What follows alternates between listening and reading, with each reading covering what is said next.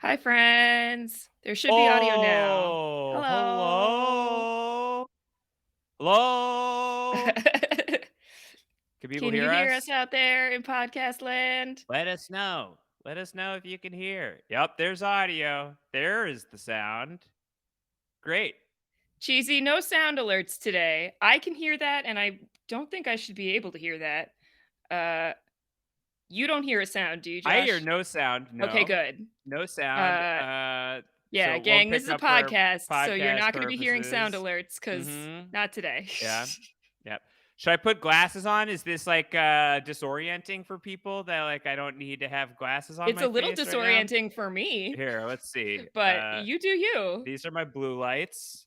I mostly wear these at the computer now. Same. One of the things that I said I would do, like after I got the LASIK was, well, I'll still wear glasses all the time. I'm not wearing glasses all the time. And one of the things is because when you can see really well with your regular eyes, and then you put like lenses even like an inch away from your eyes, you see a little worse. So why would Mhm. you do that to yourself? I don't Yeah. know. Who have I become? Things are A whole changing. new man. A whole new man. Still seeing rainbows. That's still happening. Amazing. Yeah. Amazing if it's not forever. If it's Okay. forever, I don't know. If it's forever, Uh-huh. I guess it's not the worst thing in the world, but it's odd. Very strange. Seeing rainbows. Mhm. I'm seeing rainbows. You need to clean your glasses, no doubt. I always need to clean my glasses. I haven't figured out the proper way to clean the blue lights. It feels like they always have fingerprints on them, even when I Yes, swear I never touch the lenses. yes, yes. Mine are the same way. Yeah, I don't know. I think I'm certainly not falling out of love with glasses, but I think I'm running out of reasons to wear them. Yeah, totally fair. I mean, I've needed glasses since I was 8, but I've Yeah, been wearing contacts since I was 12. yeah, yeah. You've been doing contacts this whole time? Mhm. 'Cause I was a dancer, and it's really hard to dance with glasses on when you're, like, trying to spot turns and Sure. you have no Yeah. peripheral vision. No Doesn't way. happen. No way. I can't even imagine.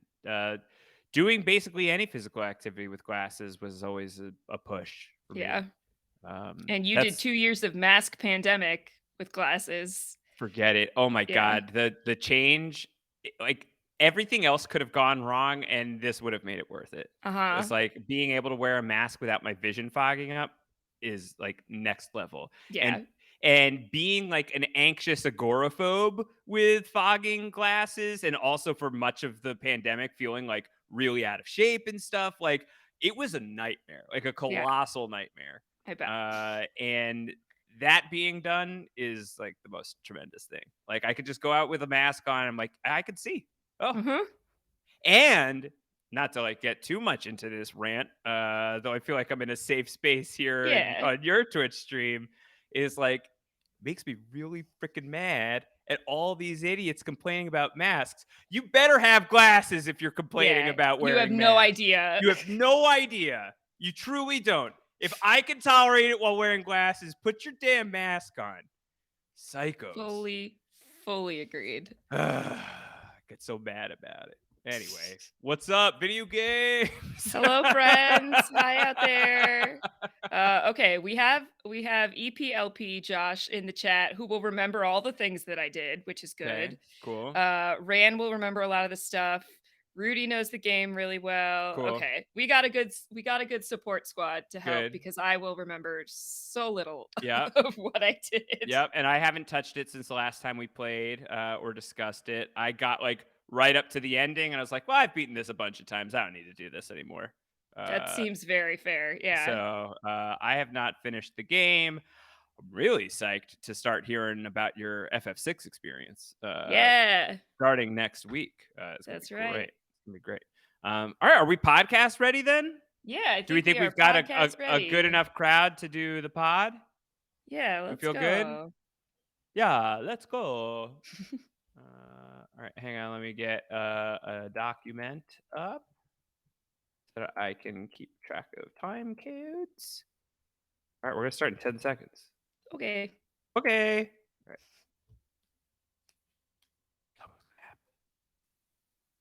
It's happening.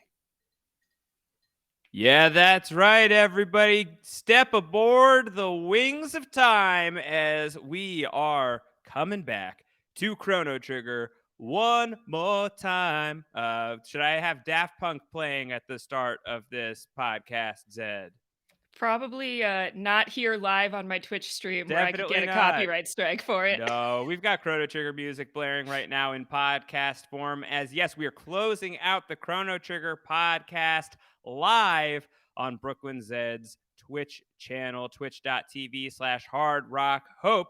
You could watch the video version of this podcast on twitch.tv/hard rock hope VOD. And for the podcast crowd, we've been away for a minute, but now we're back to close the loop on Chrono Trigger. Yeah, we've time traveled from 3 weeks ago to right now, Hmm. and definitely, absolutely nothing has happened in that time.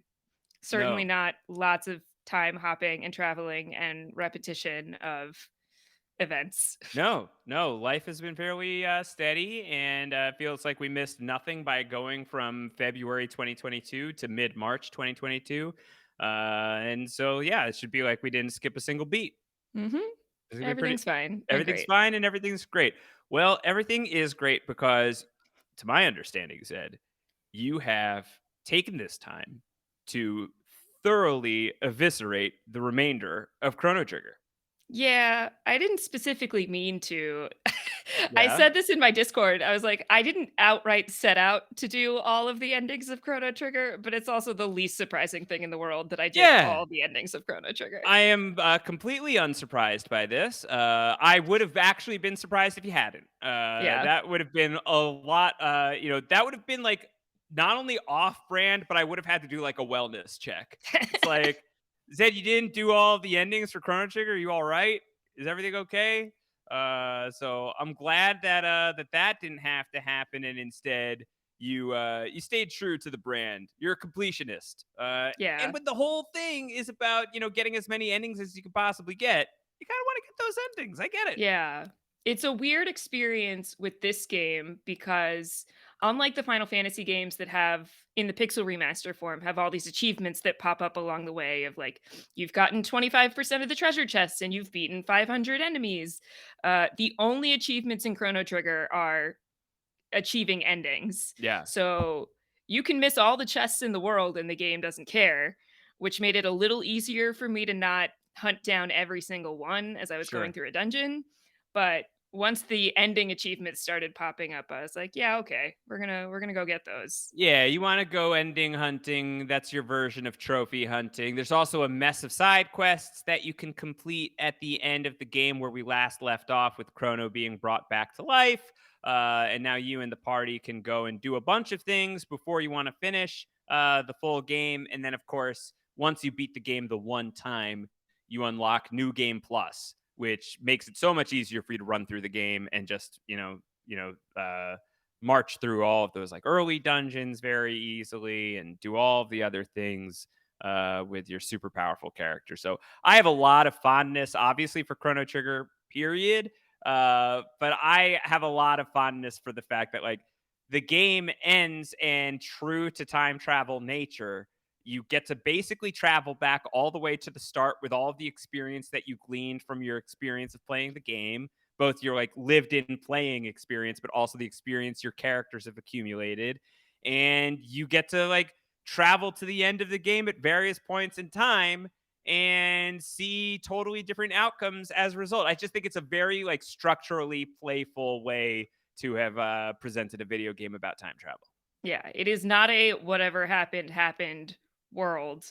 Although it is a little funky logic wise because when you go back into the game, you resume it from right before whenever you last fought Lavos. So you're not Right. experiencing those you get a glimpse of those consequences in the ending credits effectively, but then you go back into the game as if you didn't do that fight and you continue and do Right. another fight. Right. Which does mean you have infinite mega elixirs, basically, because you use them in the fight, but it doesn't really count. Yeah. Uh, very useful. Yeah, mega elixirs are dope. So I guess, what kind of separates this for me a little bit from something like, Final Fantasy 4 or some of the other games that we've talked about, 7, there's an ending to this game. There are many endings to this game. Is there like the one sort of emotional ending to the game is maybe a little bit harder of a thread to find. There is sort of the baseline. There's a couple of different variations of like the baseline sort of Coca-Cola classic ending to Mhm. Chrono Trigger, which is sort of the straightforward bring Chrono back to life, and then proceed towards Lavos in a couple of different capacities, and you effectively get some version of the same emotional ending. And whether or not you want to call that the true ending of Chrono Trigger is up to you. But I think it's kind of fascinating that we get to this point where you and I are talking about, the end of time essentially here on Chrono Trigger, and it's unlike a final push against Sephiroth or going to the moon and chasing down Zemus and everything like that. This is one where what you actually end up getting and what you kind of take away from the adventure of Chrono Trigger, I think, is really subjective.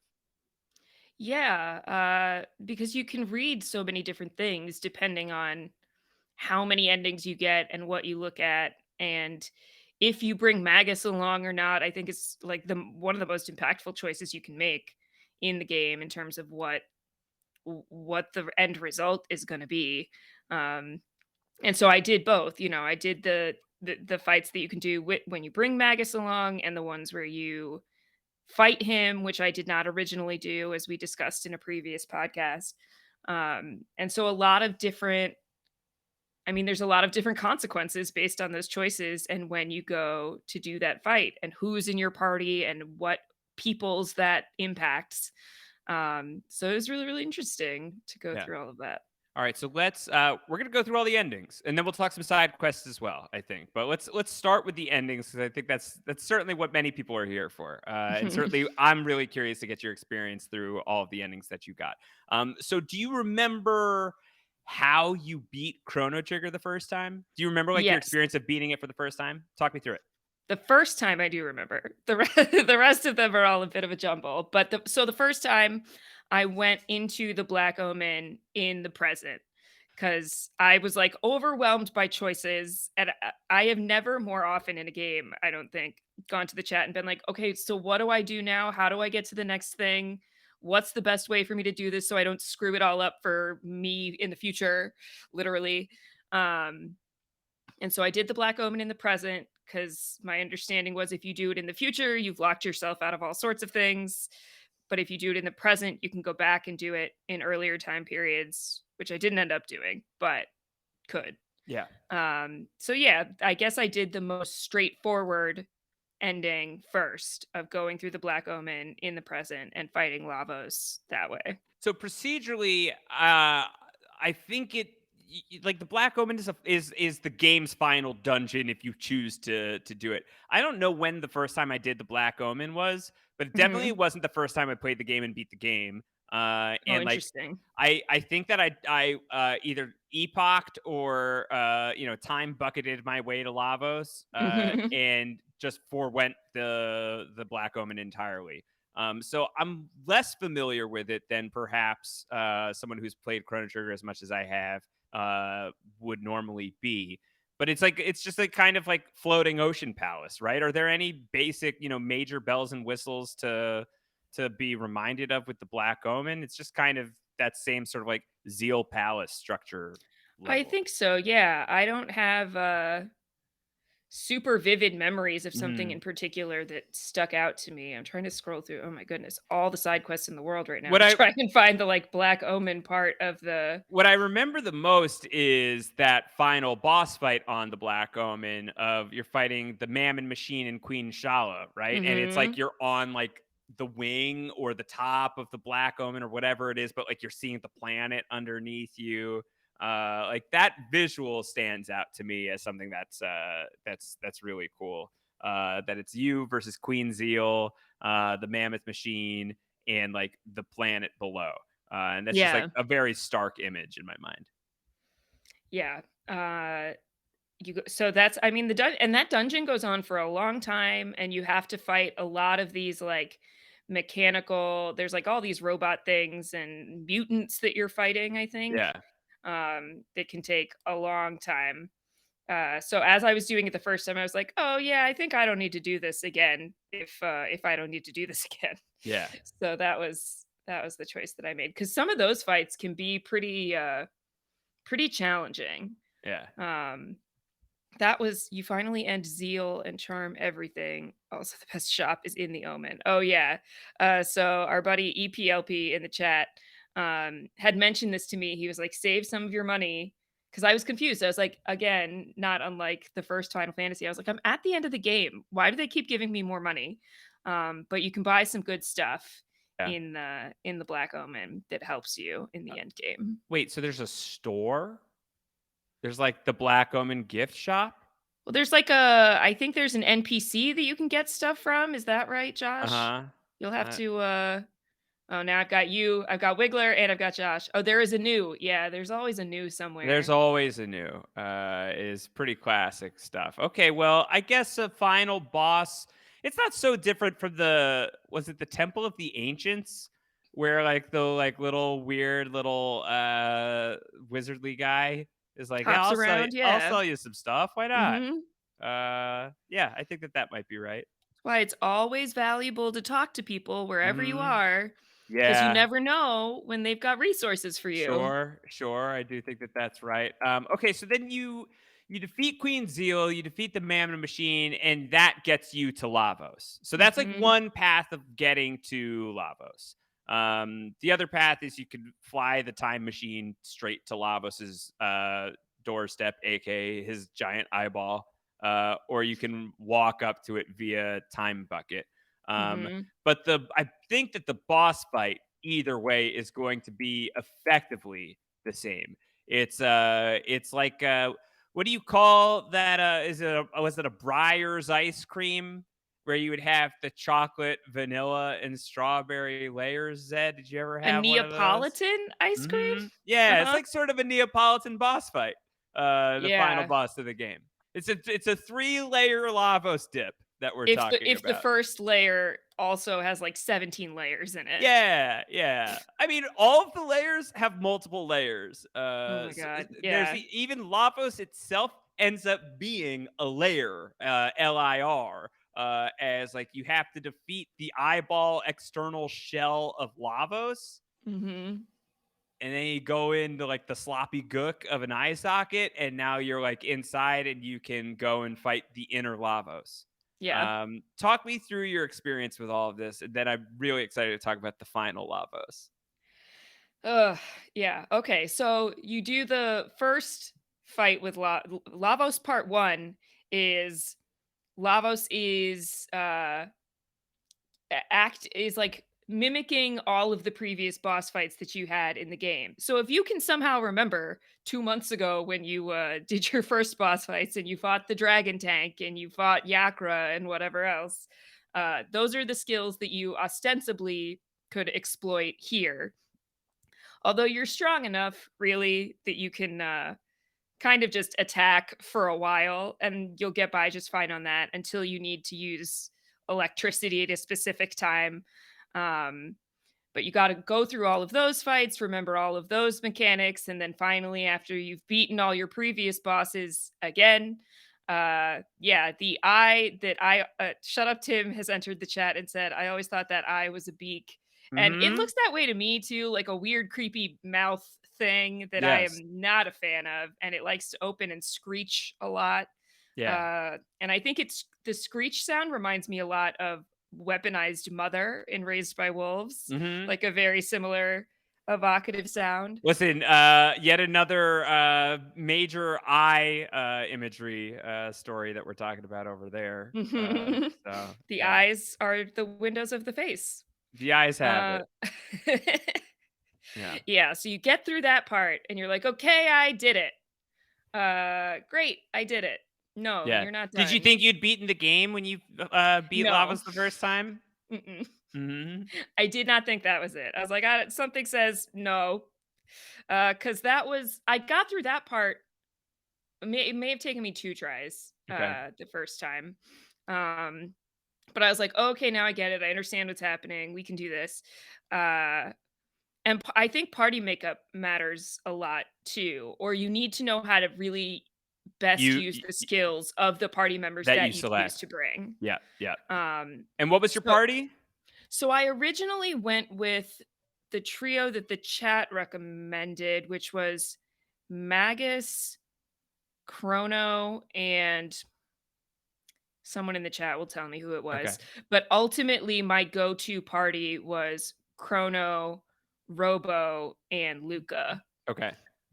Because if you give Chrono the gold stud so that Luminaire is only 5 MP, Wow, and look at that then gold stud. My yeah, gosh. and then Robo and Luca are like fire tackling or whatever it's called. Your damage output's really high, and then Robo also has the ability to heal everybody, which is crucial at Yeah. times. So that's where I ended up with it. I went with them every time that I could, and when that was not an option, it was still like Chrono and Luca were my go-tos as much as possible. Yeah. Um, but so you get done with the outside and you Yeah, you're go like, "Okay, inside. well, I guess you go into Lavos." It's like, Yeah. I Push the guess I'll shell, yeah. enter the shell. Yeah, I guess I'll enter this giant soft shell crab now, Mhm. as one does.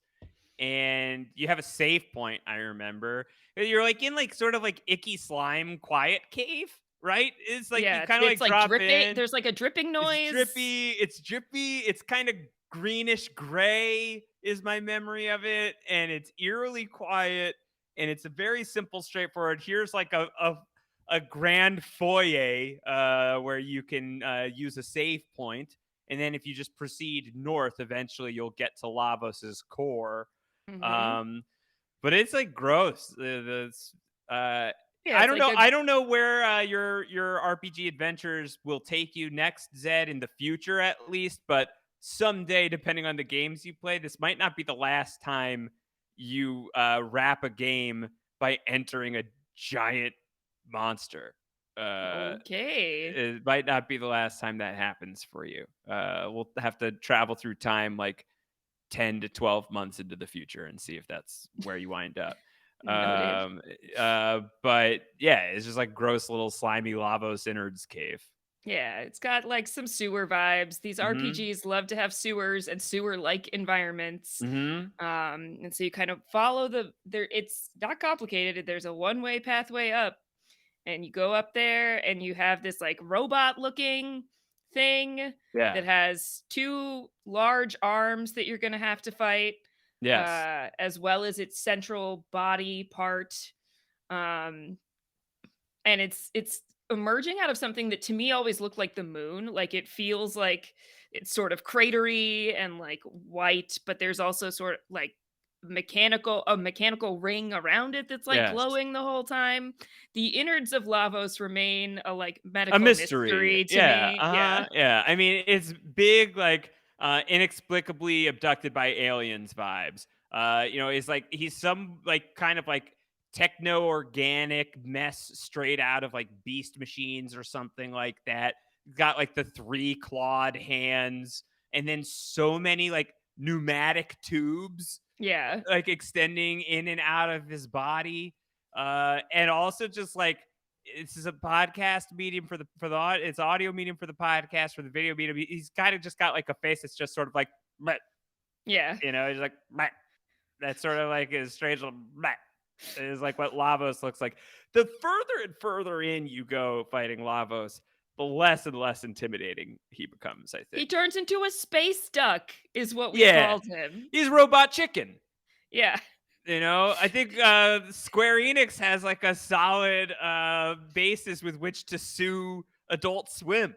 Is Lavos is the original robot chicken. He's got his, like, astronaut helmet and his, like, webbed feet and his giant, like, fin hands that he, like, bitch slaps people with. Yeah, his hands are like his arms are so big and his hands are even bigger and they all but scrape the ground. Yeah. And they definitely appear to be feathered and Mhm. the feet are definitely like webbed bird feet. Yeah. and he's got like a purple like beak, silver beak thing, and he is unambiguously some sort of space fowl. Yeah. There's just no other way of describing it. The Lavos core is a chicken. Yeah. Damn. Well, the Lavos core, I mean, spoiler alert if you have not beaten this game and don't want to be spoiled on tactics, but the core is not the space duck looking part. It's the dinky little pod off to the right is the Yeah. actual core. That's what you Yes. have to defeat. Yes. So the first couple times I didn't quite get that. Uh and so I'm, attacking not it took me a little bit to pay attention to the messages at the top that were like, well, the core has lowered its defenses, and then you see where the animation of that is happening, and it's Yeah. on a separate little pod. So that changes your tactics. And once I figured that out, then I got things moving pretty fast. Do we want to come up with some backstory for the chicken decoy then? If like the Lavos core is just like a little floating orb, how did he like come up? How did he become friends with the chicken? It's a Is it like his pet? configuration This of is all like the yeah, various creatures it has learned from over the course of all of history on this uh-huh, planet. yeah, yeah. I have scanned the many millennia of the Chrono Trigger world, and what I have come away with is the scariest creature of all, the chicken, Yeah. the It's bird. like it's like, okay, I want it to be able to fly, but I also want it to be able to swim, but I want it to be able to breathe Mm, without air. So I'm going to put all these yeah. features together And I'd to like make to the most powerful thing, and I'd it like does to not look scary at all. reproduce, as well. So and then also potentially have some easy sustenance in the form of eggs. Uh-huh. So it's a really self-reliant animal, I suppose, to mimic. If it's going to eat its own Yeah, eggs, I guess, yeah. yeah. Cannibal Lavos. Yeah, I think it Lavos. tracks. Lavos is a cannibal space chicken. I think Mhm. makes some form of sense. Yeah, it's canon now. How are all of these things like like the deeper inside of it's a medical mystery is a really great way of putting it. Yeah. But also like the structural integrity and the architecture and what was Lavos this whole time was just like this tiny little like tiny little space orb monster Inside of a robot, inside of a shell like of a this is big Krang energy, Zed. yeah. Krang like running around with this giant bodybuilder body, and you're like, no, you're just a tiny squirmy little gross brain in the belly. Like you're Yep. not all that. Like big Quado vibes from the Lavos core. Yeah. Open your mind. So weird. It's a relatively tough fight, I think, but probably because of all of the ending hunting you do, at a certain point, it's got to be a cakewalk. Uh, to a degree, yes.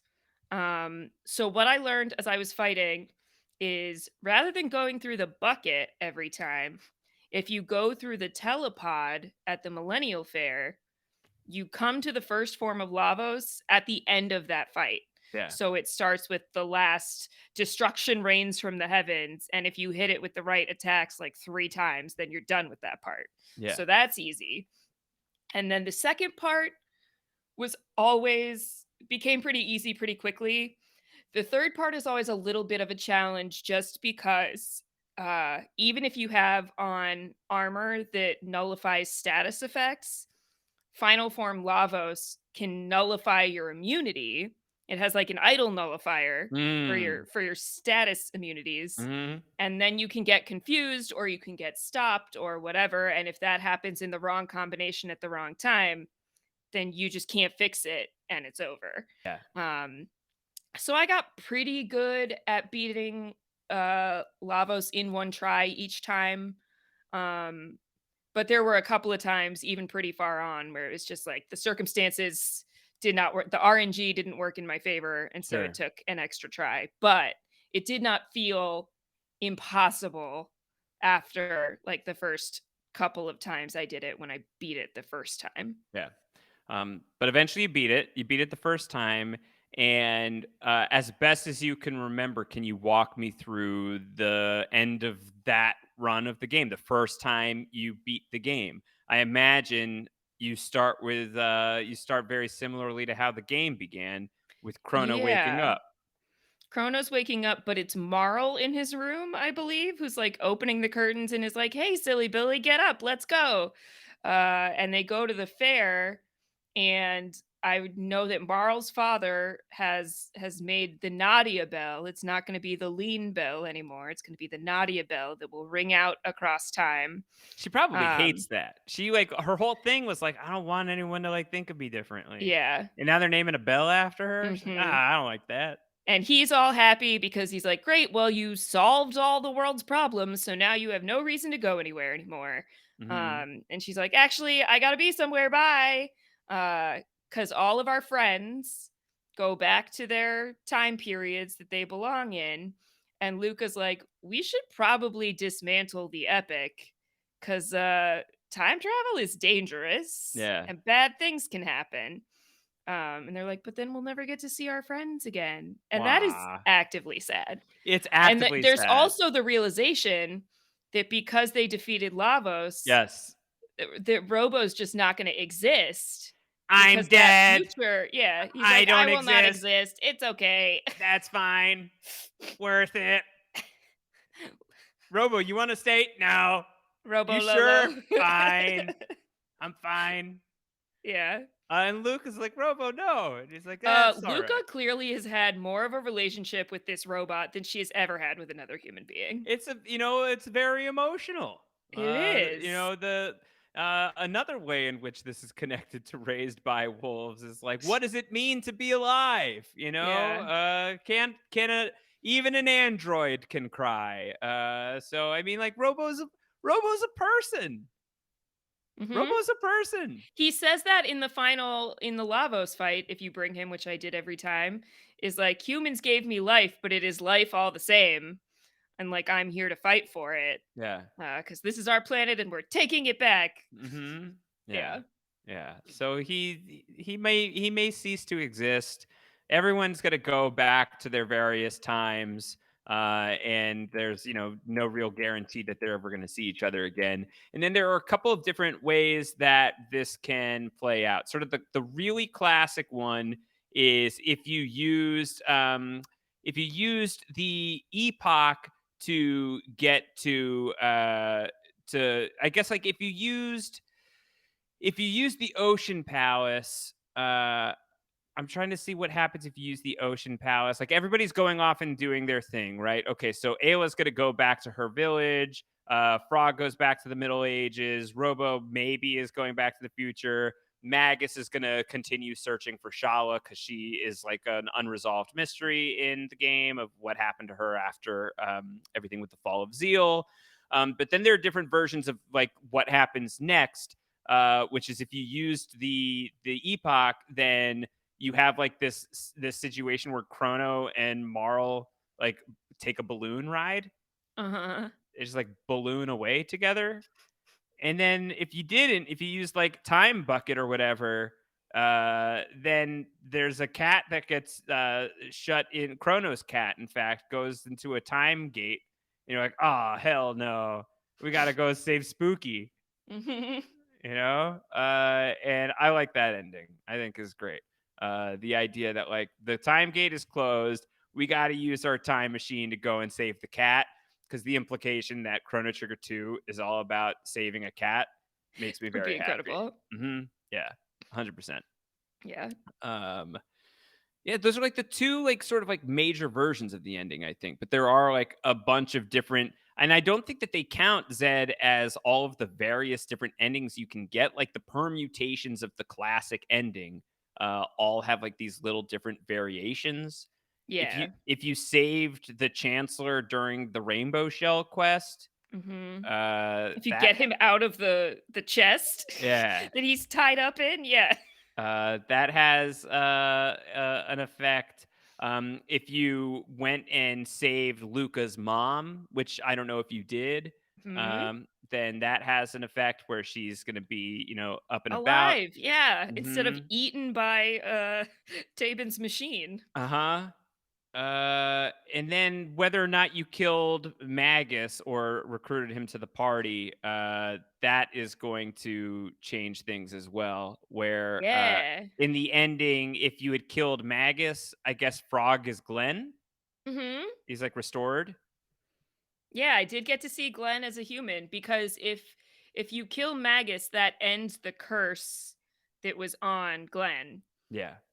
And so I thought he'd immediately become Glenn again, but he didn't. But then when you see him at the end of the game, he's his little green-haired self. Hmm. Yeah. He looks cool. Yeah. He wasn't always so. Maybe he dyed it. He's like, I missed the green. It's a good look. Yeah. More green hair, I think. Green hair don't care. And that's like the original, some variations of it, but like the basic ending is like sort of a melancholy one to some degree because y'all aren't going to be able to hang out anymore. And it's Yeah, sad. but It's like like last day of summer camp. yeah, but Chrono and Marl get together and like I think Glenn gets together. I feel like in the original ending that I saw, it was like everybody had their life partner They're at the end of constant. Yeah. yeah, at the end of the game. Yeah. So it's a mostly happy ending, but it's not the only ending, Zed. We'll take a quick commercial break here, and when we come back, we will talk through all the other endings plus some of the side quests that you played here as we close out our Chrono Trigger coverage. Stay tuned. All right, we're back. Zed, talk me through some of the other endings that you got. As far as you remember, because you got them all.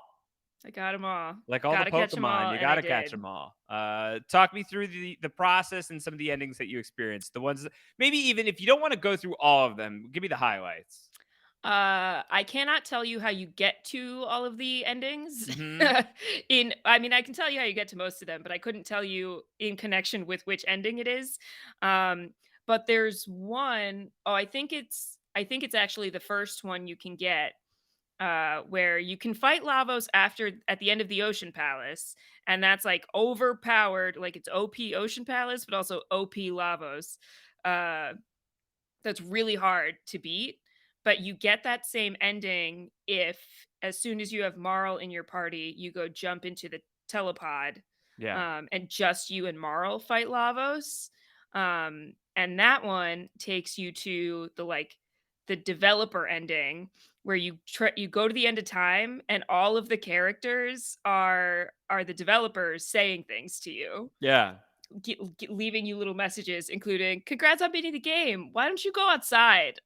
Yeah, so this is happening probably right around well, I have to check when this movie came out. The Lost World, Jurassic Park, 1997. Okay, so this predates it by a couple of years, but there's the sequel to the Jurassic Park. The first Jurassic Park is The Lost World, and they made a video game for I want to say it was the 3DO was the system, but I may be getting that wrong.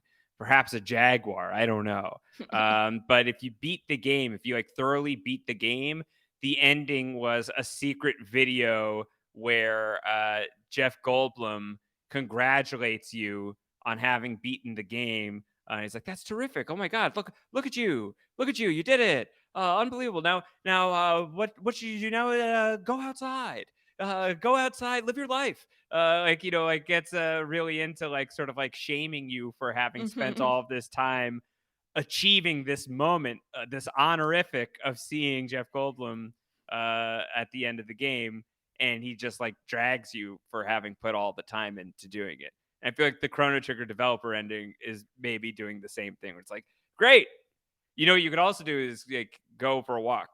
Yeah. It's like, Well, that one uh, particular, person uh said huh, that, yeah, but, each of the time gates in the end of time leads you to a room in a different, like, area of the game that also has a bunch of, like, enemies that you've seen or various other things that you can talk to, and those are all part of the developer team too.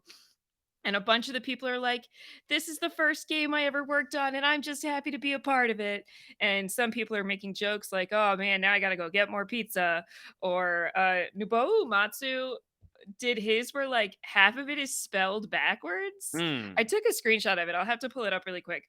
The only thing, and it might be my favorite ending, it's like so pure. It's really cute. It's like clearly all these people had a great time making this game and loved it, and they appreciate that you put the time in to get to this ending of it. Um, the only thing that's annoying is you have to talk to literally every single person, character, creature, go through every gate, go hop over to the Fiend Lord statue that's floating in space. There's like a hidden trash can out in the ether that you have to Yeah. go find and talk Mhm. to. Um, It's comprehensive. yeah, and I was like, "Okay, I did can I leave?" And they were like and, he Gaspar's there being like, "Come back to me once you've talked to all of my friends." And I'm like, Yeah. but I did." And clearly, no, I didn't. Um, yeah, okay, so Nobuo Uematsu said, backwards it says, "I have nothing better to do than read this." Now run along and play, boys and girls, is regular. Wow, hilarious. Although this spelled backwards makes it look like the first word of what he said is something else. Oh, Because well, your brain does that. It takes that's actually how brains read, I know, is your brain looks at the first and last letter and then kind of elides the middle garbles, letters all yeah, together. mhm, So if you're reading this backwards and you don't know that you're supposed to be reading it yeah, backwards, you're like, mhm, "Whoa, what's going on here?" yeah, same this, different day. Yeah, Yeah, mhm, exactly. yeah, So that one was hilarious. really pure and I loved it a lot. Yeah. Another top ending is the one where it's Luca and Marl like rating all the male characters of the game. Oh my gosh. They like walk by in a parade and it's like a scrapbook or like a slideshow where they're thinking about the handsome soldiers and Kino and Chrono and all these random men that they met along their travels and how attractive they are. Uh-huh. Totally unexpected, very hilarious. Certainly not the most like, impactful emotional ending, but Sure. very funny. And then Mhm. Chrono comes along and he's like, "This is what you guys are doing with your time?" Yeah. Does he Um, say that? Does he say so anything? there is like one or two endings where Chrono has actual dialogue, and I think They that left might his be one of dialogue in this them. episode, like, "Hey, Yeah, what are you guys doing over there?" It's a yeah. classic line from the original game that they cut out for Uh-huh. the iPhone This was version. something somebody brought up in the chat is like maybe it's a little problematic in this game that both your protagonist and your antagonist have no dialogue. Uh-huh. Yeah. Yeah. It makes it a little Well, bit what challenging. would Lavos say? You know, what's Lavos gonna say? It's like, "Hey, Well, we'll never I'm here to know. eat your planet. Feed Yeah, we me." sort of have these like proxy villains I think in Dalton speaks enough for Zeal and all of the Dalton, bad yeah. guys. Yeah, yeah. Uh-huh. Yeah, I don't know what You get an Lavos would ending tell where you. everybody is reptites. Right? You That I see the opening remember. scene, but everybody's reptites instead of humans. Mhm. What if Queen Azala had won, Uh-huh. is sort of the idea there. There's the really creepy dramatic ending at Magus's Keep, where it's unclear who wins in a Yes. fight between Glenn and Magus, and all you see is on top of the keep is the silhouette of like a fluttering cape, which could be Yes. either of them. Yes. Very cool. This I remember vividly, and I think is my favorite ending of the game. Yeah. Is like the promise, the fulfillment of listen. We find out more about Magus. We know why Magus is doing the things that Magus does because he wants to stop Lavos. He wants to save his sister. All of this stuff. You're eventually able to, or at least you have the option of being able to look past it and in fact team up with him and have him become a party member, and that's highly encouraged because Magus is cool. But he also did kill Cyrus, and he did turn Glenn into a frog. You know, it's Yeah. not that Magus didn't do bad shit. Like Yeah. Magus, sorry, bad this. You know, like Magus did a lot of bad this along the way. Uh-huh. And you know, I think that it's cool that there's an ending that sort of honors that. That frog has some very legitimate grievances and a score to settle against this guy. Mhm. And I remember that too, of being like, the ending is literally basically like Frog's like, I can't abide this, right? Isn't he Yeah. like, I have an itch that needs to be scratched. Mhm. And he like goes and seeks out Magus, and you do have this moment of them like having this final confrontation. And it is like that sort of Sephiroth and Cloud at the end of the Calm flashback, where Cloud's like, I defeated him. I have no idea how I could have done that. But it was like that moment of like the two of them, one on the high ground, one on the low Yeah. ground. And it has that, except it is ambiguous. How did it end? Did Frog win? Did Magus win? And for my interpretation of it, because I don't you see like red eyes as well? I think you see eyes. Maybe I'm Not that making I that up. recall. Maybe I'm making that up, and like that was just like my Magus bias showing as a kid. But I had always interpreted it as a young person was Magus won, and like it was like a cautionary tale of like revenge won't get you anywhere. Revenge may backfire. Don't pursue Mm, it. yeah. But even if it's not that, and instead it's like, I mean, the message might be the same. Frog kills Magus and then is like standing atop Magus's castle alone and empty in this ghoulish place. And now what, dude? So Yeah. it's like kind of a really like chilling mission statement that's presented by the Frog fights Magus ending. Yeah. That's a really interesting thing that this game does, right? Like we have Chrono die. You have your main character die to immediately be brought back, but Yeah. your main character dies, uh, and you can fail. You can fully fail, and you'll see the same ending over and over and over again Yeah, when that the happens. apocalyptic ending is great, where it's literally you go up against Lavos, you lose, and then Lavos rains hellfire Yeah, upon the and then you people of see the day of 1999. Lavos, Mhm. and in the end, the future refused to change. Yeah. Yeah. Yeah, which is cool to see once. It's less fun to see like 5 times when you are failing at other Lavos fights and you're like, "Yeah, Mhm. yeah, I get it. Okay. Yeah, I know. Come on. I just Yeah. wanna do it again. Let's go." Yeah. Uh, did you, to get any of the other endings, go back and change the outcome of your Frog and Magus fight, Yes. after was that battle as cool as I remember it being? Because it's a one-on-one. It's It's a Frog one-on-one versus if you bring Magus. Frog, which I Right. did, but if you Yeah. don't bring Frog, it's just a regular battle, I Yeah. guess. Yeah. But I did bring Frog, and yeah, it was cool. And Magus is like, "Oh, well, that's Shouldn't have it shouldn't have for fought me, you. I Yeah. guess." Oop, my bad. Yeah. Yeah. The That's future cool. has to want to change, Flavor Yeah. Blast says in the chat. Yeah, it's true. It's true. Yeah. The future, has a choice, right? Don't Mhm. change the future doesn't wanna be changed, but I think the people in 1999 knew what they were up against. Maybe they wouldn't Yeah. have, consented to change. Um, Trying to think of some other ones. Oh, I mean, I guess there's the and I don't know how many variations there are. Probably at least one because Magus is either there or he's not. Of the ending, if you just beat the game and don't bother to revive Chrono. Mhm. And a lot of it is just like everyone like sadly remembering Chrono, right? Yeah. That's Yeah, kind I of did cool that that there's too. like a version of this where like, what if you didn't bring him back? What if you Mhm. honored the stakes of the game? Right. And when your And didn't character go get dies, a doll, which right, solves all your problems. right. I almost think that this is like a purer, like story ending, is if you beat it without bringing Chrono back. Mhm.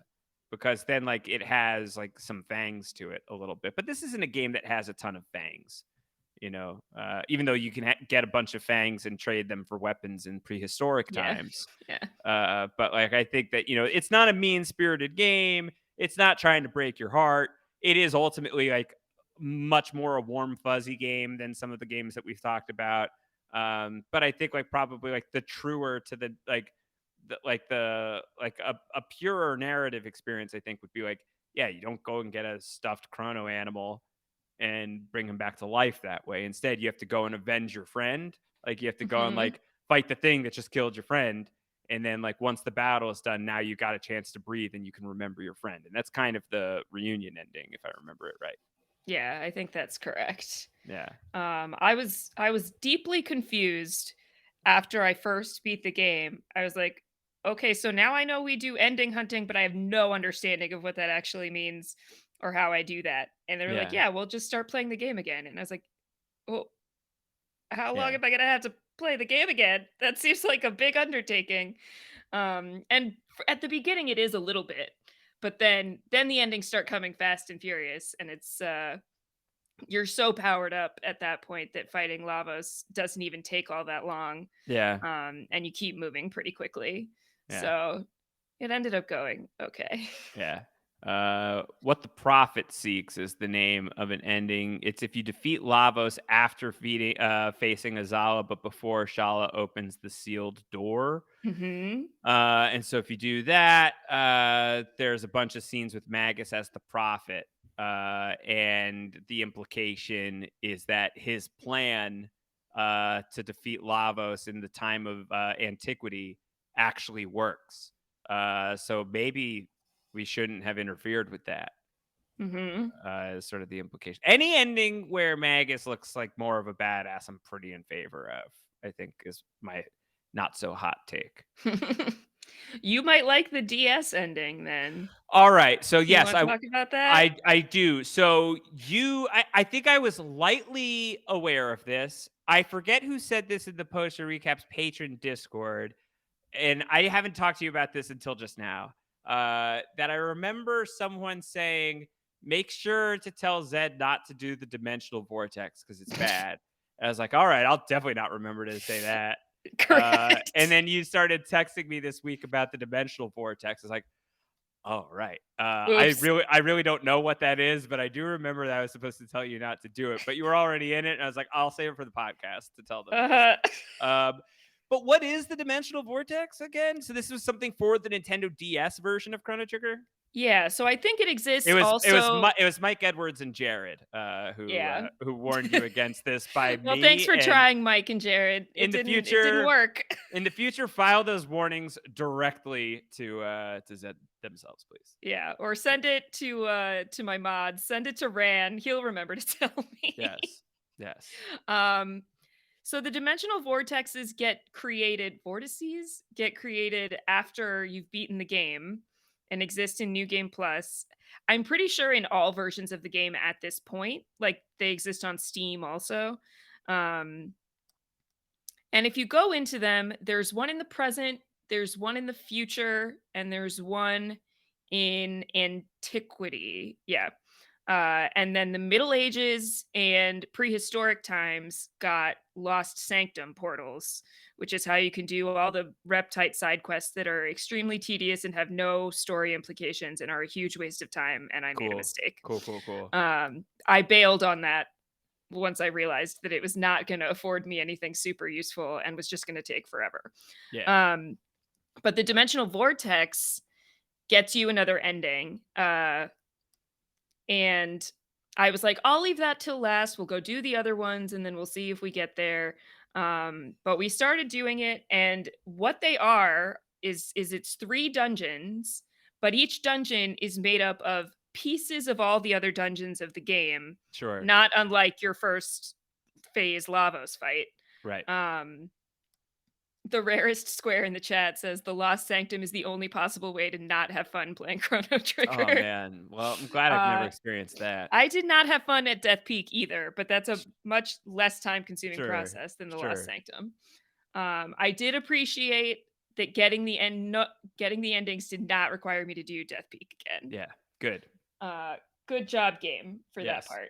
They knew. Um, but you go through these dungeons and they come in a random order. I learned when you go into them. Like you'll get a couple screens of a cave and a couple screens of like, Magus's keep, and then you'll be in prehistoric times, and then you'll be in the Guardia Forest, but they're not always in the same order.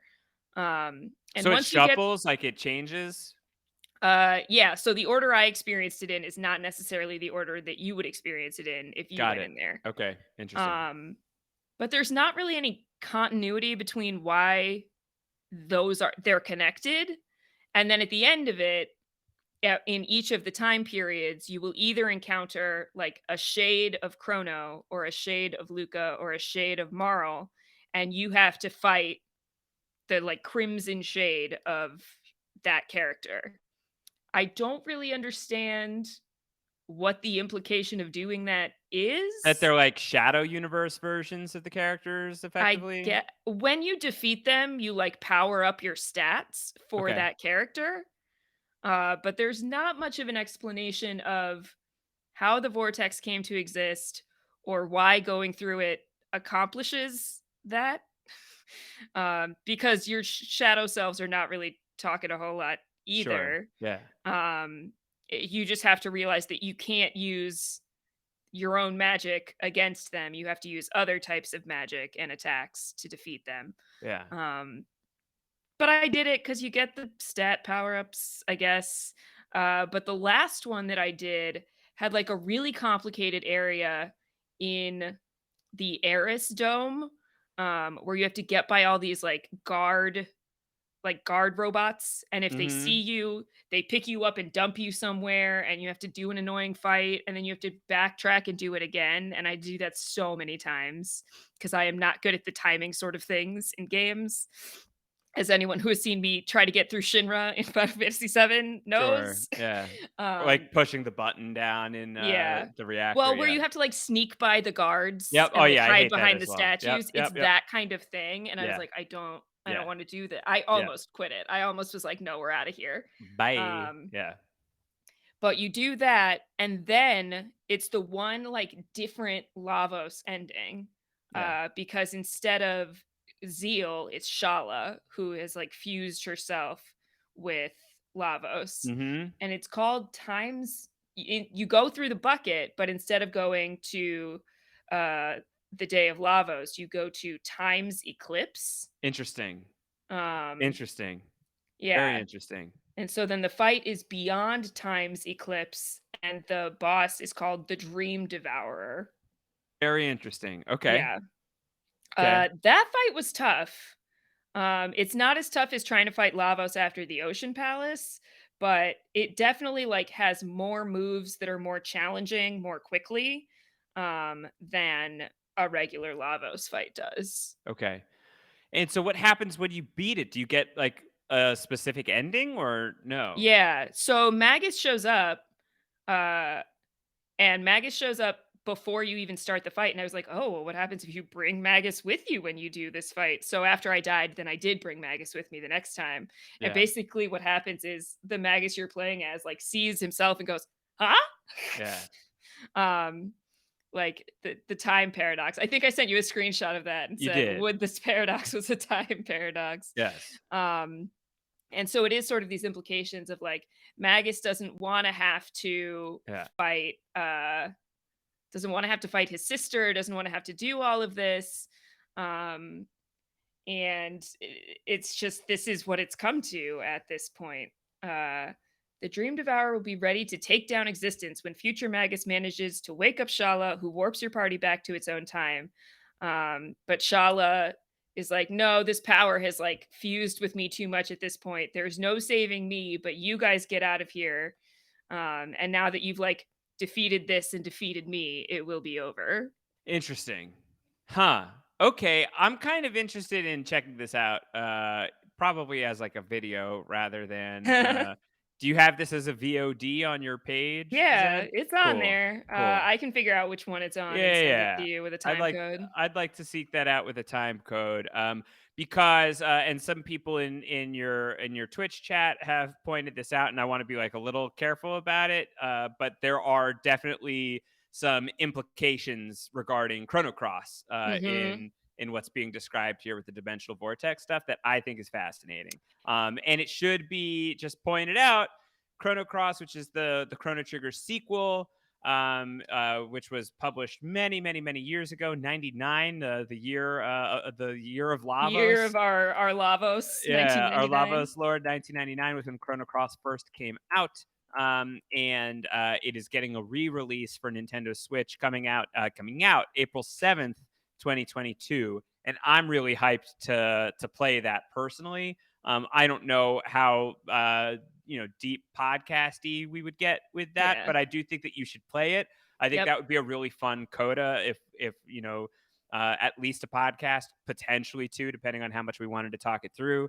That I think that there are some ways in which that game connects with Chrono Trigger in very clever ways and surprising ways, when it by and large doesn't feel, for much of it, like the same even universe. Interesting. And then I think it finds some ways to like really connect the dots, that it sounds like this horrific experience that you've had maybe bridges the gaps a little bit, which is cool. That's really cool. Yeah. So what happened was I did Lost Sanctum side quest stuff first, and so that really soured me on the DS content to Yep. begin with.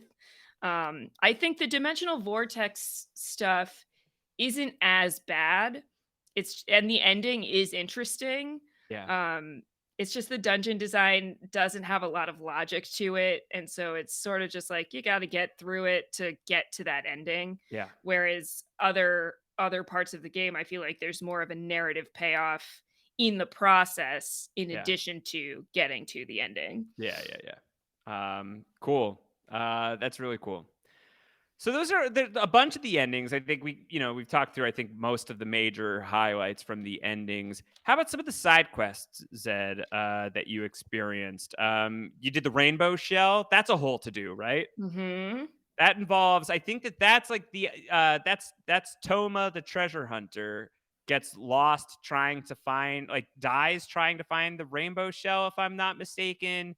And you have to take Something like that, you have to, like, and take you've some gotta, like, repair powder. keep, and you gotta find a Mhm. carpenter, and then you gotta get his tools, and then you gotta go bribe him to do the thing, and then he'll Yeah. repair a floor, and then you gotta clear the floor, and then you gotta go back to him, and it's a lot of going back and forth between, like, the present and 600 AD to, like, get stuff so that it exists twice or, like, doing weird, paradoxical, complicated things, and a lot of the chat being like, "Is there a carpenter in any other time?" As Yeah. I've like my brain just like can't. Process It's it. like I don't yeah, I'm sure there is. Uh-huh. I don't Yeah. know. Time travel. Yeah. Yeah. Uh, the treasure hunter, like, you have to sprinkle dust on his grave at one point. I don't remember if that's Rainbow Shell or not. But then there's another trial, right? The King of Guardia is on trial, Marl's dad, and you have to save Mhm. him, and you have to fight another Yakra. Mhm. And then you get all the rainbow weapons. Or do you have to make choices? I think, like, you either get, like, the rainbow sword or you can get rainbow armor, I Yeah, think. you either get well, that might be maybe I'm thinking of separate things. You pour one out on the grave for the rainbow shell. Yeah, Yeah. that's right. And Yeah. Cyrus Grave and Carpenter is another Right, quest. there's also, like, Spooky Cyrus, where he's, like, stomping around the castle, right? Where he's just, like, sort of like this giant knight, and it's like, "Ah." Yeah, and there's all these like and he's like, "No, I don't want anything to do with you. I'm mad." Mhm. Yeah. So that's a side quest. Did you do the Sun Keep stuff? There's, like, Mhm. you have to, like, fight the sun monster that's, like, it's got this roulette quality that I remember being maddening. Yeah, I did all the side quests except a few of the things in the Lost Sanctum, which I keep wanting Yeah. to call the Inner Sanctum. Yeah. Um, so if it was a side quest, I did it. I did the frog stuff, I did the Lucas stuff, saving her mom, I did the Yeah. Marl stuff, saving her dad. I did anything that there was. Yeah, Dresser Helms is Rainbow Shell, Rainbow Yeah. Sword is given automatically. Yeah, Got so it. the prismatic helms, which prevent status effects, or the prismatic dress, which I also eventually got. You keep Yeah. playing the game and eventually you have all the stuff. Yeah. Yeah. Um, Uh, of you all have the Robo, Yeah. till the fields for 400 years. That's the one that I wanna talk about. So, I think I told you on the last podcast that there's something in Chrono Trigger, an image that has lived rent free in my head ever since I saw it, and it stems from that side quest. And I think that, like, it to me encapsulates why I love this game so much and consider it right on the level of, like, all of my favorite games. It's this side quest where Fiona is, like, this woman who is widowed in the desert, and, like, she wants to, like, resuscitate the forests of the area, and you have to go through all of these different things to help her do that. And one of those things is in 600 AD, you'll leave Robo behind so that he can go around and like fertilize the area and make it prolific. And you do, like, I think, like, once you leave him there, he's, like, on the world map, like, toddling around and, like, plowing the land. And then when you come back in 1000, it's this huge lush forest now, and, like, there's this huge sort of, like, legacy of Fiona, and you now have to reclaim Robo. Yeah, And so, like, you have to, like, tinker with Robo, because he's and tired. he's tired. He's been through a lot. Let me see if I can't find the actual transcript from the campfire scene, because it has there's a line that is just one of my all-time favorite lines in like any video game. Let's see if I can't find it. It's after he's talking about, oh wow, that's really sad. Now I'm going through this transcript. It's like, Luca, I will miss you. Because I'm going all the way back to the ending where he's like maybe not going to be alive anymore, which is horrible. Mhm. But basically, what ends up happening is you're leaving Robo back, and then you go and you find him. And when you find him and you like bring him back online, he has like experienced a lot, and you're all gathered around this campfire. And even Magus is there if you've got Magus, and like everybody's like kind of doing Like, their own standing angstily off to the side with his arms crossed. Yeah. leaning back against a tree, and like Luca is repairing Robo as she's wont to do. And Robo has, these very profound things to say. So reading from the transcript, and I won't do Robo voice for it. He says, "For you, it was a quick hop, but for me, 400 long years have passed. The effort was worth it. The forest has grown back. Now let us celebrate our 400th year reunion." And he says that after 400 years of experience, I have come to think that Lavos may not be responsible for the gates. I have come to think that someone or something wanted us to see all this. The different events over time that we have witnessed, it is almost as if some entity wanted to relive its past. And thinking things like, if only I had done this or I shouldn't have done that, it triggers unpleasant old memories. It's unknown whose memories these are. It may be something beyond our comprehension. Our journey may come to an end when we finally discover the identity of the entity, which is like really profound stuff about like, what am I doing here? Like, Yeah. why am I here? Like, what's the point of all of this? Is it just like there's like this goofy chicken alien embedded in the earth that's trying to destroy everything in the year Uh-huh. 1999? Or is there something else that's like, is it something random? Or is something like drawing us together? Like, is something pulling us together in like the experience of being a person, let Mhm. alone a human in the case of Robo? And it was a very profound series of exchange of dialogue as a kid, and that it was happening around this campfire, this moment where like the swords are down, and the threat is now like kind of an existential one, but it's not even necessarily a threat. It's like a moment to like really think about, what are you even doing playing this game? What are you even doing meeting these characters? And I think the pairing of that with the imagery of the campfire is something that has always stayed with me through Chrono Trigger. And I think it like sums up what I love about the game so much. It's like these are really they are computer graphics. Mhm. They are characters who are programmed from the minds of all of these weird programmers you get in the developer's ending. And yet, for me and for many other people who played this game long ago, and now for you, Zed, like these are people who will like live with you for a while, and that's like what a great story does. You're out here on the Patron podcast talking about freaking Harry Potter every week for Yeah. this past week for 3 hours, Yeah. almost literally. And I think like like stories stay with you and stories matter, and like the transportative quality that they present, certainly in times of like your own veritable Lavos crises that may be occurring in real life, that these aren't just escapes, they're companions. And I think that that's something that Chrono Trigger in this moment articulates really, really, really well, and instantly makes it one of my favorite video game experiences. Mm. I just love this part. I think it's so so so great. EPLP in the chat said, "It's why Fiona's side quest remains my favorite content of the game." Yeah, yeah, it's so good. It's really really good. It's like an unmissable part of the game. Yeah. Well, that's why he made sure I went and talked to the plant lady, because you Yeah, gotta talk to the plant lady after either before or after Zeal y- falls to you make sure that you do. can reseed the forest. Yeah, you do. You got to talk to the plant lady to make it happen. So, Mhm. I really dig it, and I think it's like a great button on the Chrono Trigger experience. By and large, you liked this one? You enjoyed Chrono Trigger? Yeah, I think there are bits of it that can be a little tedious. There's a lot of back and forthing and backtracking mechanically in this game. You're almost never warping out of a dungeon the way that you do in Final Fantasy. Occasionally, story wise, the game will whisk you back to the next location, and it's a great relief. Um, but as you're traveling back and forth in time, especially before you have the epic, Yeah. it's like, okay, well, I need to go here, but to go here, I have to go back through the gate, and then I go through that gate to another gate, and then I have to get out of there to get back into the world. Um, so there's a little bit of grindiness to it that way, where it's like, I don't actually need to be grinding, but like mechanically, that's just how it happens. Uh, I will say there was just a major update to Chrono Trigger in the last week, which changed the aspect ratio and made it a widescreen game instead of a full screen game. yeah.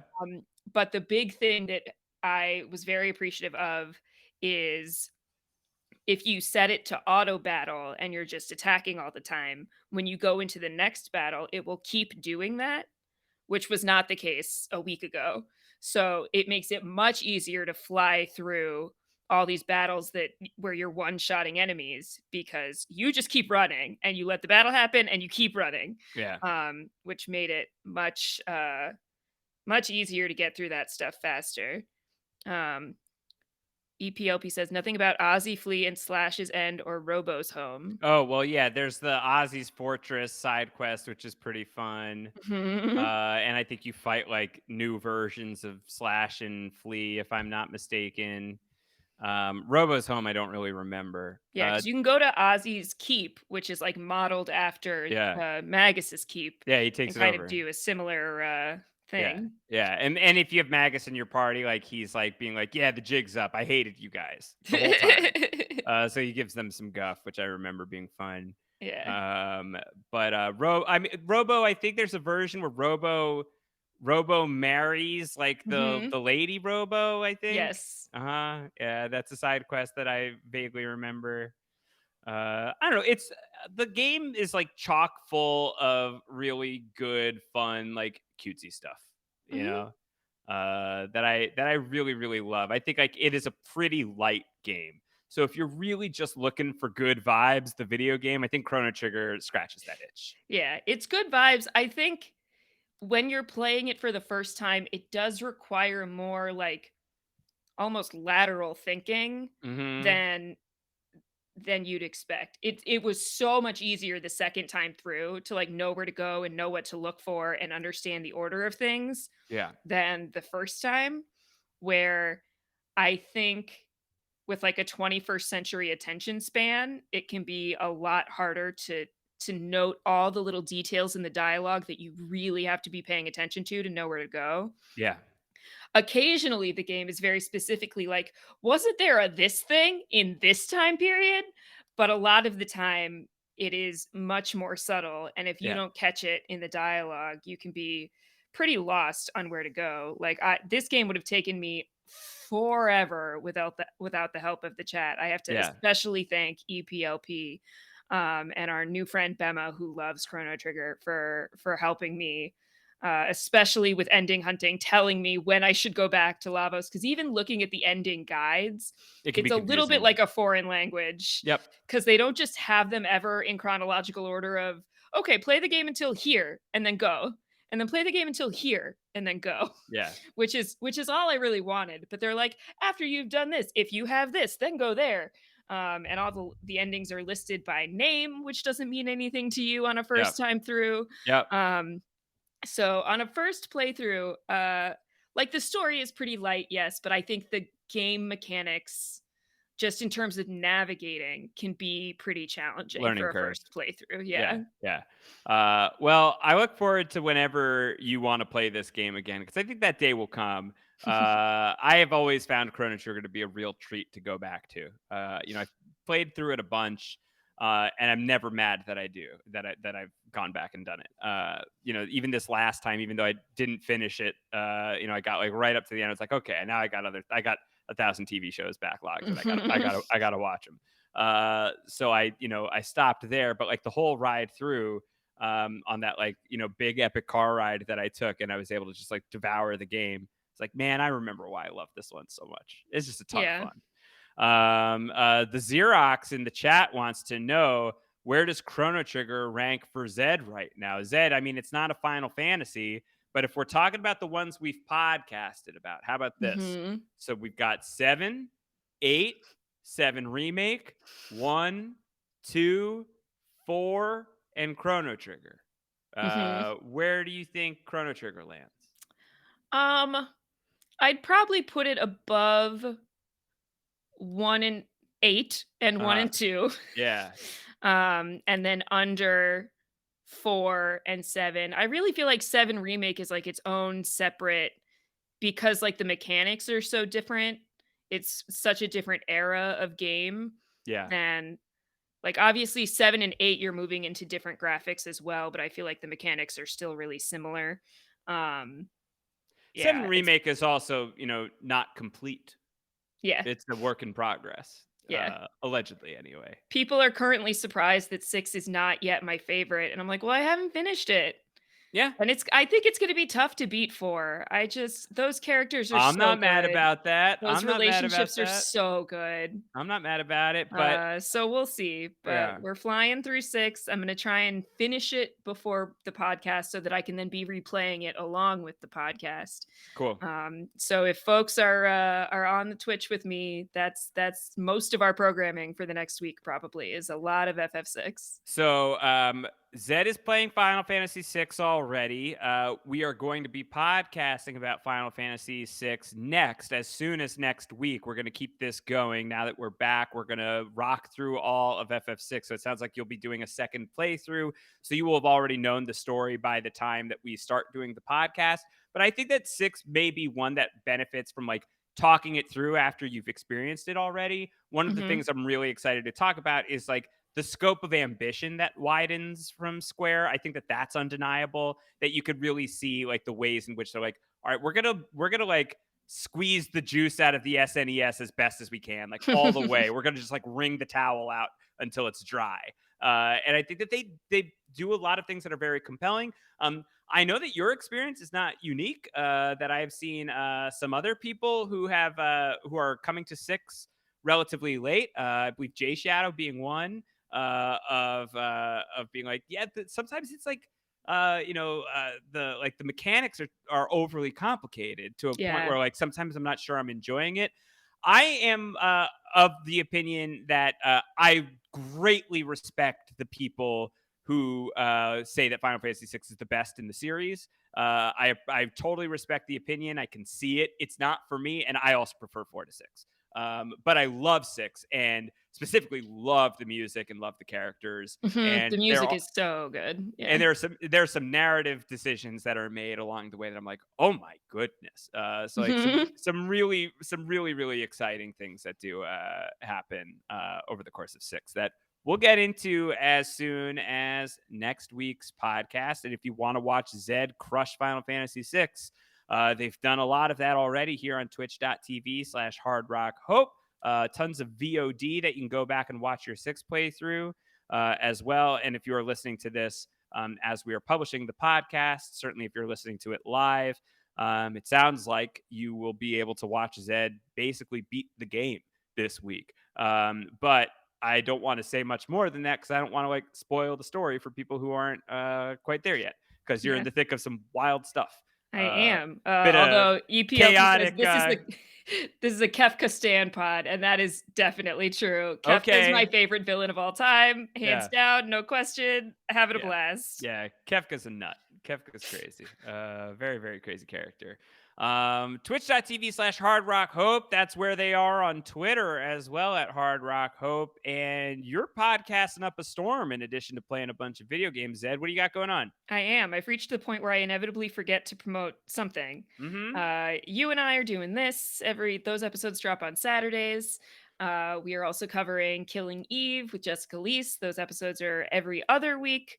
I am doing the aforementioned Harry Potter podcast for the patrons of Posha Recaps in the YA podcast with Kevin and Melissa. We are up to Goblet of Fire. As said, we did a nearly 3-hour recap of Goblet of Fire last night, which was really, really fun. Yeah. Um, What else? I'm covering Our Flag Means Death on HBO, so that's in the HBO show feed, with Sarah Carradine and Grace. An absolute blast, even more fun than I expected. Yep. Non-binary representation on TV, very exciting. And starting this week, recording this weekend, I will be covering Apple TV Plus's We Crashed with DJ LaBelle Klein and Dr. Amanda. Incredible. So if you can't get enough of me ranting against capitalism, you know where to find plenty You more of got that a in the good very near platform for future. that on the We Yeah, Crashed podcast. yeah. So that'll be in the binge show recaps feed. So that's pushrecaps.com/binge pod if you want to subscribe to that and listen to Zed and Amanda and Troy talking about all things We Crashed. Will be super, super fun. I can't wait for that. That's gonna be great. Yeah, probably also Uh, ranting about method acting and Jared Leto a little Yeah, bit I think Jared too. Leto So deserves a couple of further acknowledgments on that podcast. I'm at Round Howard wherever you can find me, retweeting things about post show recaps, and I'm also podcasting quite a bit on post show recaps as well. We're very proud of how much TV we are able to cover. Even though TV, much like Hydra, you cut off one head and another grows in its place. We thought that we were like doing a great job of covering all the TV out there. And then a bunch of spring premiere dates started popping up. Zen, it's like, all right, I guess I got to give up. yeah, Like we're just we not are going a to be able to. small and mighty crew trying very hard, but We're there's not going to just be able to so get it much all. TV. We're gonna get as much of it as we possibly can, but we're not gonna be able to get every single last bit of it. So, but we're really excited about what we've got coming up here in the spring. Some really, really, really fun shows that are coming up. Much has been announced, some has not. And I was doing some work on the calendar the other day. I was like, "Ooh, I think we might even have a really fun summer." So we're already starting to look that far down the line. It's fun stuff. We're having a really good time. If you like the podcast, get any value out of it at all, the best thing that you can do is you can subscribe to the podcast feeds, leave a rating and a review. Just take a couple minutes out of your day to do that. It makes it so it's so beneficial to us as we're just trying to grow and trying to reach new people and continue these conversations with as many people as we possibly can. Just a quick 2 minutes to write a little review, leave a 5-star rating is so greatly appreciated. And then if you really love what we're doing and you want to be part of that community, patreon.com/post-show-recaps is the way. We are very, very happy to have you in that community as well. If it's something that you want to put your dollars towards the creation of these podcasts on post-show recaps. For now, on this podcast, I guess we got to dismantle the time machine. Time travel's dangerous. Say goodbye to all our friends. Bye. Robo, no. What? I don't go, but I have to. We No. really didn't give Ayla enough love on this episode, Oh, but when God. I Ayla love leaves, Ayla so she's much. like, "You fight, be strong. Ayla Yeah. believe in you," basically, as she like heads out.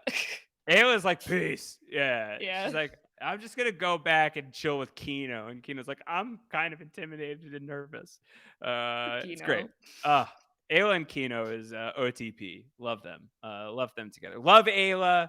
I told you, Ayla, Frog, and Robo. Those are my ride or dies. Hmm. That's my wrecking crew. Once you have the option to just play as those three, it's hard for me to deny.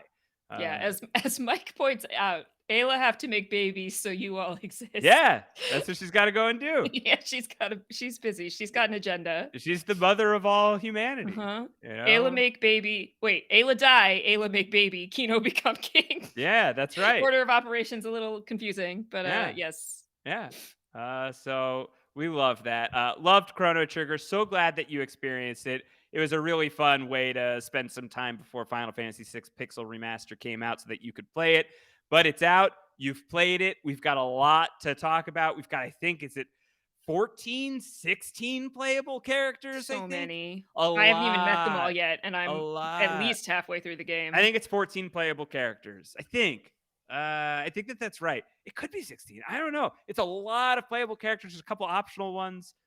It's insane. There's a ton of rich material to talk about with FF6. We're gonna get into that as soon as next week. Until then, everybody, take care. Bye-bye. Bye. All right, podcast over. We did it. And Woo! EPLP pulled the VOD for you Oh, and sweet. knows when the Starts at here, I'll 39. Yeah, I got yeah, that. I got that. Let me tab that perfect. open. So if you wanna Uh, see that without having to do the dimensional vortex, yeah, I do. now you can. Cool. Although if you backtrack just a little bit, I think you get some of my most frustrating moments in Chrono Is Trigger. this just a clip? What you sent? EPLP? I think that I think it's the oh, he clipped it. it says it's clipped. So I Oh, don't know. gotcha. I don't know if that is the full thing. Either way, this is We'll great. find it, we'll find I have it. it. I have it posted. Flavor Blast. Yeah, it's 14 because you could leave out two, and you. Yes, yes. I think it's 14. Well, I Uh, definitely got one of the missable characters because I was never gonna miss them. which one? Mog. Mog isn't. I think that. Do you I have to mean, if get you don't Mog? chase that wolf, I guess. I guess that's true. Shit, I think that's right. Yeah.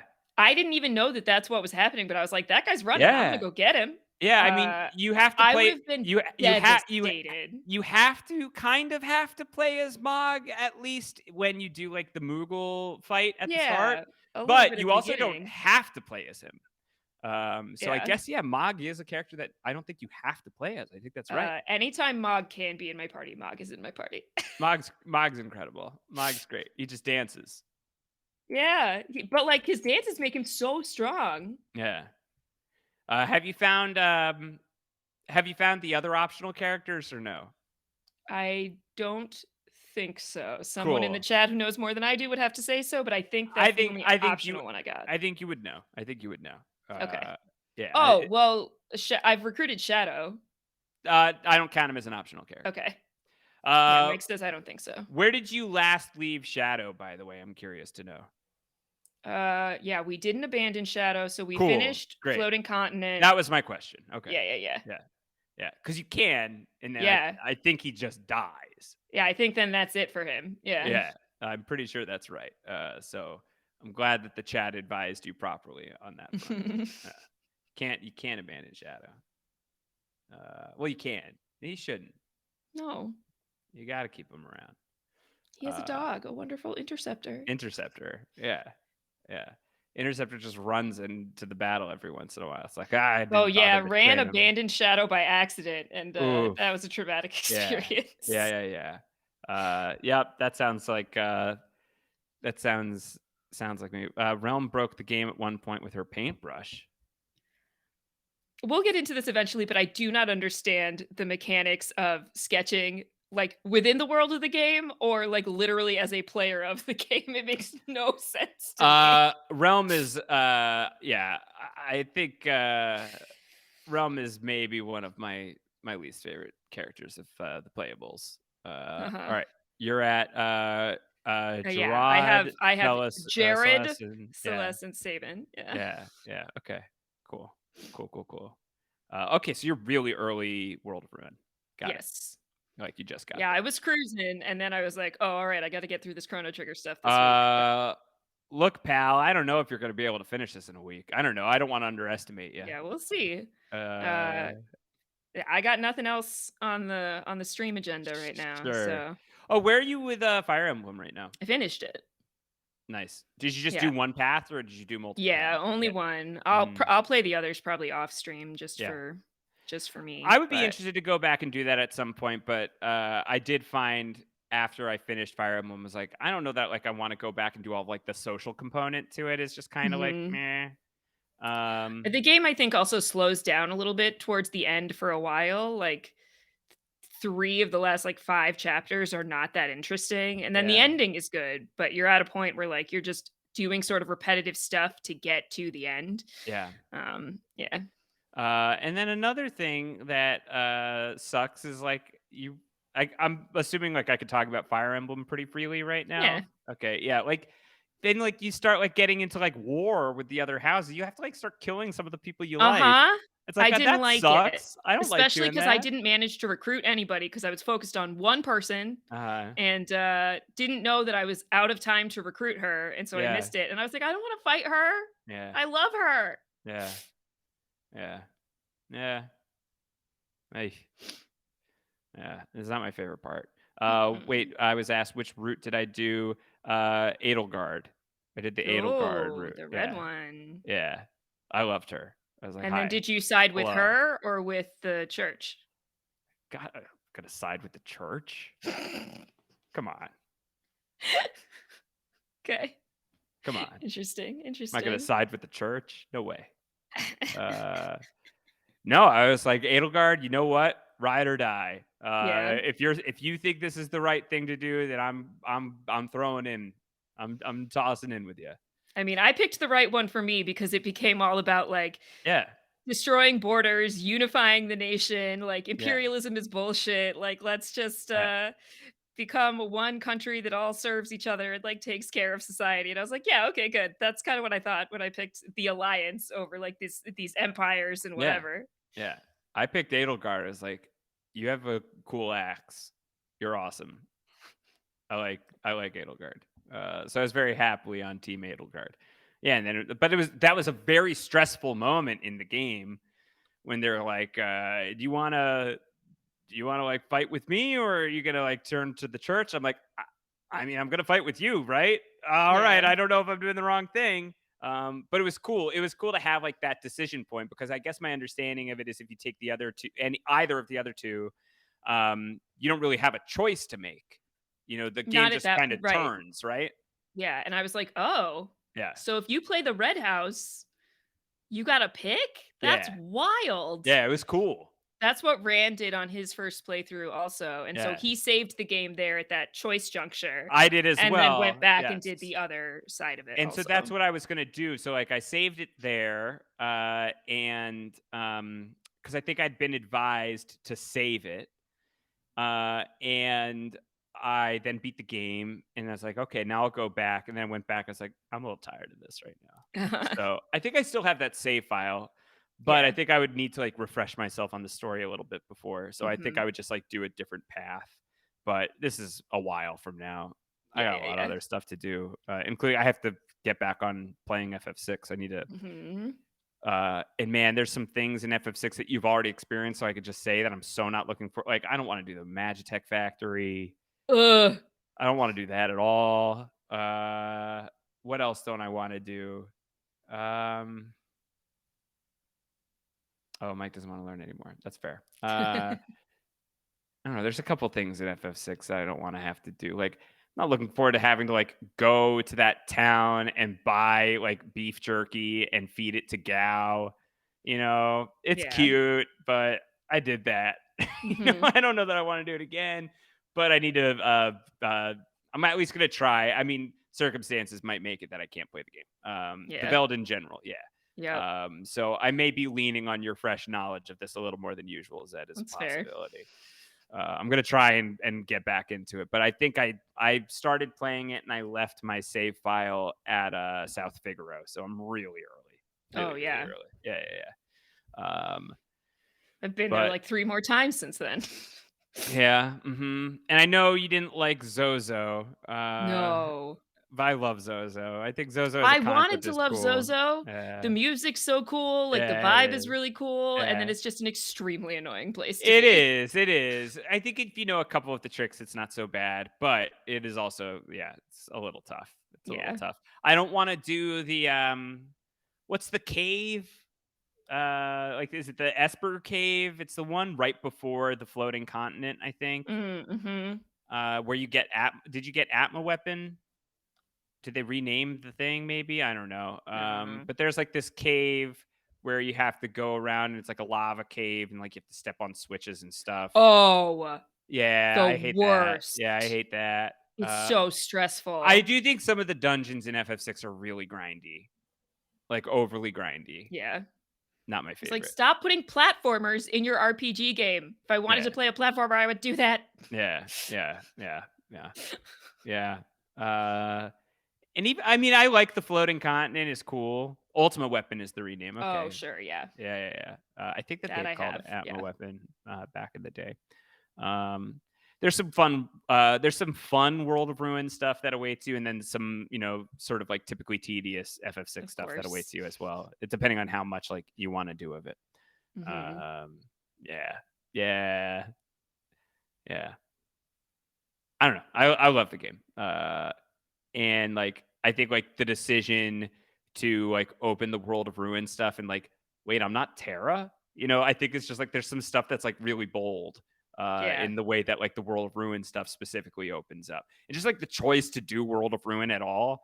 That's like, nah, sorry, you lost. Yeah. It's just like a really cool story choice.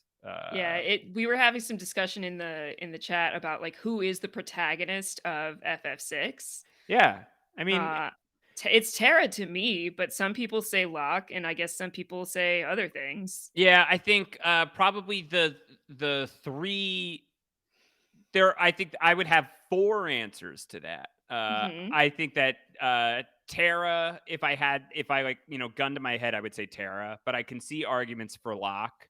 Though I think that they're kind of thin. Ultimately, I think Locke is like a really important you know like co-lead Yeah. basically. And I think that there is an argument that Celis is the lead Mhm. to a certain extent. But I would say that like those three are kind of like the three co-leads. I would say like some version of those three with like Edgar and Sabin in the next tier, and then everybody else in like varying stages beyond that. But I think like the fourth thing that I would say is like it's an ensemble story.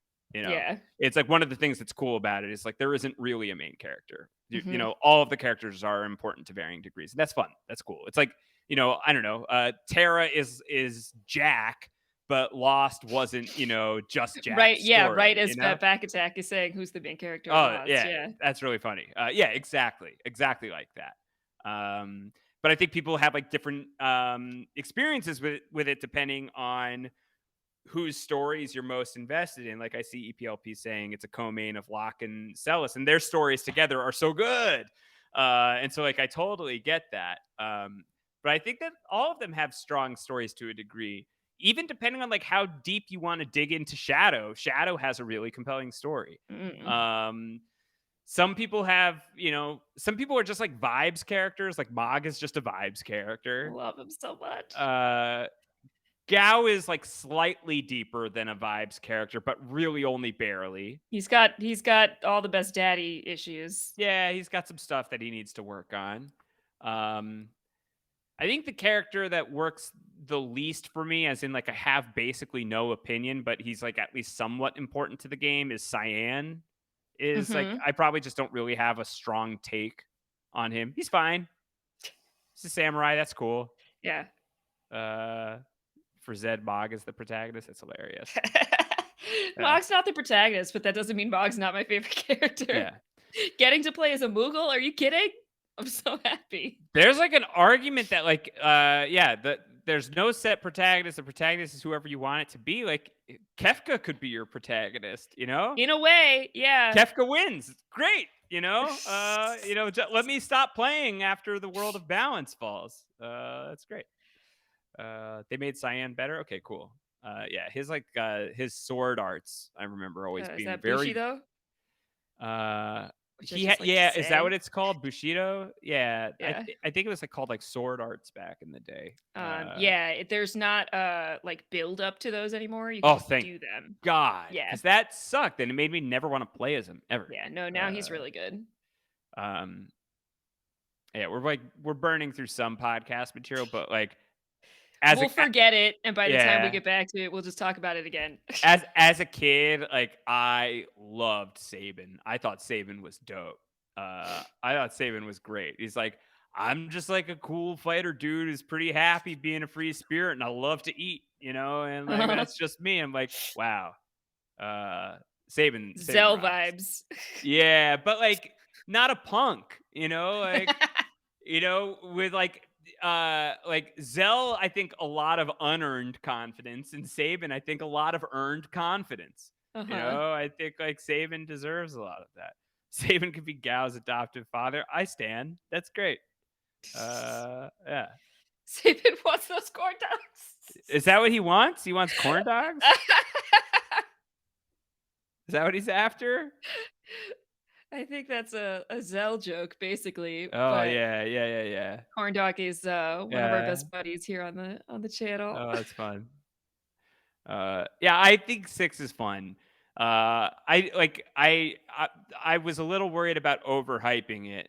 Mhm. Um, but I'm very pleased that 4 landed as hard as it did. Yeah, I think I was more immediately in love with 4 than I Yeah, am with 6, like, for yeah, sure.